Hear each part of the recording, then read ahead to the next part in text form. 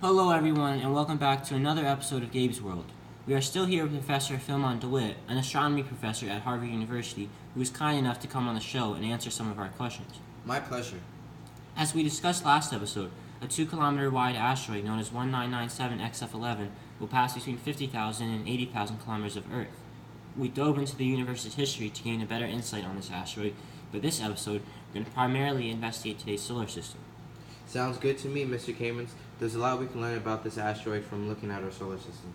Now, you defined an asteroid for us last episode, but for our new viewers, could you please do so again? Of course, an asteroid is a small planetary body in orbit around the Sun. They are dark and rocky, typically found between the orbits of Mars and Jupiter. There are trillions of asteroids scattered throughout the solar system. Trillions? Wow. There must be other objects in space as well, Professor. Indeed there are. Another example of a small solar system body is a comet.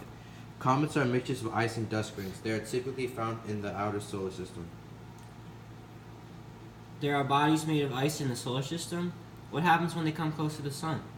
When comets' looping orbits bring them close to the Sun, their ice begins to melt. That is when you can see trails streaming out from them in the direction away from the Sun. Some comets can come into the inner solar system, while others have orbits that bring them close to the Sun every certain amount of years. An example of this would be Halley's Comet, which is brought into the inner solar system every 76 years. Interesting. As we know, both asteroids and comets formed around 4.5 billion years ago, yet asteroids are made up of more metal and rocky material, while comets are made up of ice, dust, and a little rocky material. Another big difference between the two is, like you said, how asteroids form much closer to the Sun, unlike comets, which have their ice melted near the Sun. Wow, and I thought I was a professor. I wouldn't go that far, Professor DeWitt. I still have many questions, as do our viewers. For example, what are the differences between meteoroids, meteors, and meteorites? Meteoroids are tiny particles in space that could be leftover dust from a comet's tail or fragments of asteroids. When they enter Earth's atmosphere, they become meteors. When they reach Earth's surface, they are classified as meteorites. Meteorites normally consist of iron and nickel. So they're all the same thing? Yes, a meteoroid can eventually become a meteor, and a meteor can eventually become a meteorite. Astronomers use the different names to account for where the rock is in space. That's quite interesting. Speaking of objects in space, let's talk about the moon. Sounds great. Now, I've heard a lot of theories about how our moon formed. Can you tell the viewers about these different theories? Sure, there are four main theories about how the Earth formed. To start off, there is a giant impact hypothesis. This theory states that the infant Earth was hit by a Mars-sized asteroid named Theia that caused a large portion of the Earth to tear off. This portion eventually hardened and began an orbit around the Sun. Then there is a fission theory, which states that at one point the Earth was spinning so fast that a part of the planet came off. The ejected piece of the planet was then kept in orbit due to Earth's gravity. Following the fission theory is the capture theory. Believers of this theory think that the moon originated somewhere else in the Milky Way. When the moon was moving past the Earth, it got trapped in Earth's gravitational pull. The final of the four theories is the co-accretion theory. In this theory, the moon formed alongside the Earth from the nebula that created our solar system. Wow, Professor, that's a lot to take in.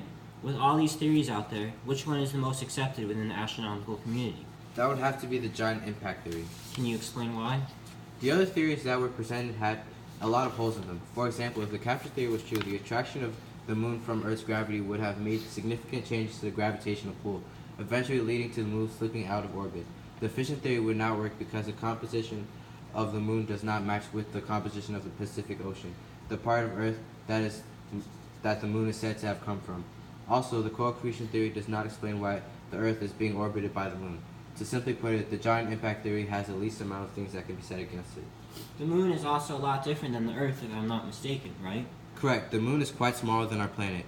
At 3,474 kilometers in diameter, the moon is a mere 27% of the size of Earth, with a 12,742 kilometer diameter. Wow, that's a significant size difference. It doesn't stop there. The gravity on the moon is 83.3% weaker than that of Earth, making objects on the moon less heavy.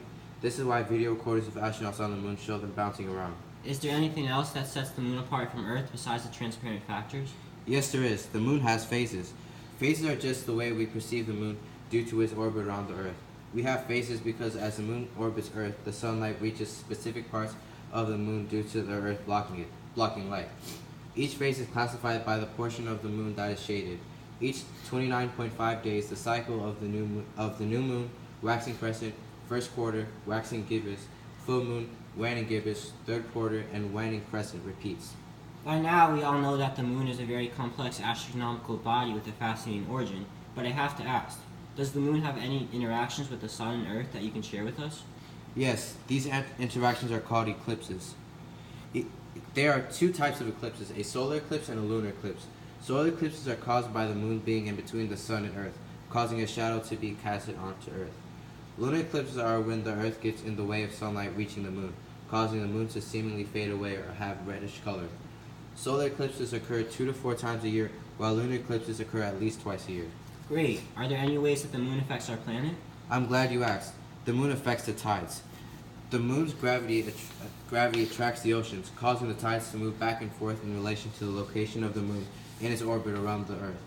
There are two types of tides, neap tides and spring tides. Neap tides are weak and occur just after the first or third quarters of the moon, when there is less difference between high and low water. Spring tides are rare, high tides that occur just after a new or full moon, when there is the greatest difference between high and low water. Interesting. Here's another topic I'm curious about, orbits of our planets. Can you tell us a little about them? Sure, an astronomer by the name of Johannes Kepler developed 3 important laws to help us explain the orbits of our planets. The first law states that the orbit of Earth of each planet around the sun is an ellipse. Kepler's second law states that as a planet moves around the sun, its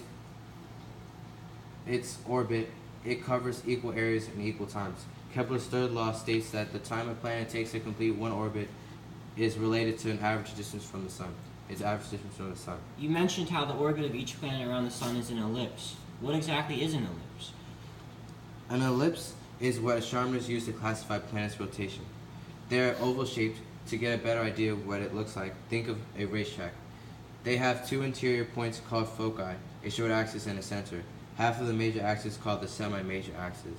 And the semi-major axis is also the average sun-planet distance. Thank you, Professor. That wraps up another episode of Gabe's World. By learning about small solar system bodies, moon formation theories, characteristics of the moon and lunar phases, interactions between the sun, earth, and moon, and Kepler's 3 laws of planetary motion, we now have even more knowledge of our world and can use this information to understand the incoming asteroid.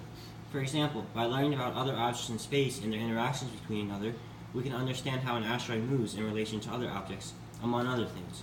Once again, a major thank you to Professor DeWitt for coming on the show. No problem, Mr. Kamens.